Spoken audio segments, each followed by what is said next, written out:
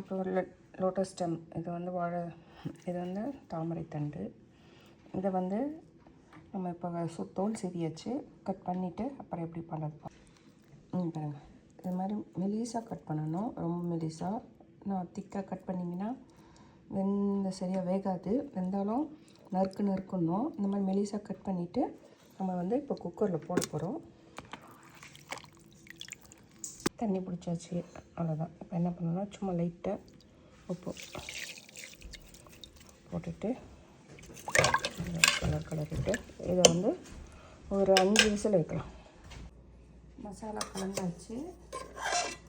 இப்போ வந்து வேக வச்ச தாமரை தண்டு அப்படியே லைட்டாக எல்லாத்தையும் அப்படியே இது பண்ணிவிட்டு நம்ம உருளைக்கிழங்கு பண்ணுற மாதிரியே அப்படியே சிப்ஸ் மாதிரி வறுத்துக்க வேண்டியது தான்.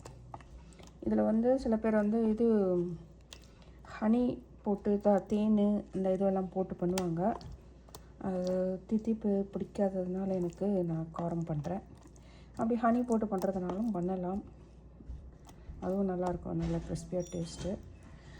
இது வந்து ஃபைபர் கண்டென்ட் நிறைய இருக்குது.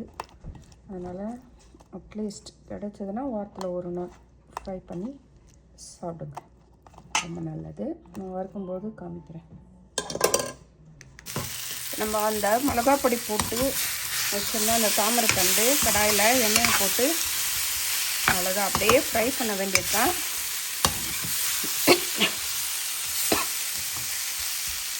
ஃப்ரை பண்ணிவிட்டு அப்புறம் காமிக்கிறேன். தாமரை தண்டு முடிஞ்சிருச்சு. செஞ்சு சாப்பிடுங்க. வீடியோ பாருங்கள். என்னோடய சேனலில் போய் நிறைய வீடியோஸ் போட்டிருக்கேன், அதையும் பாருங்கள். ஒரு லைக் ஒரு ஷேர் பண்ணுங்கள்.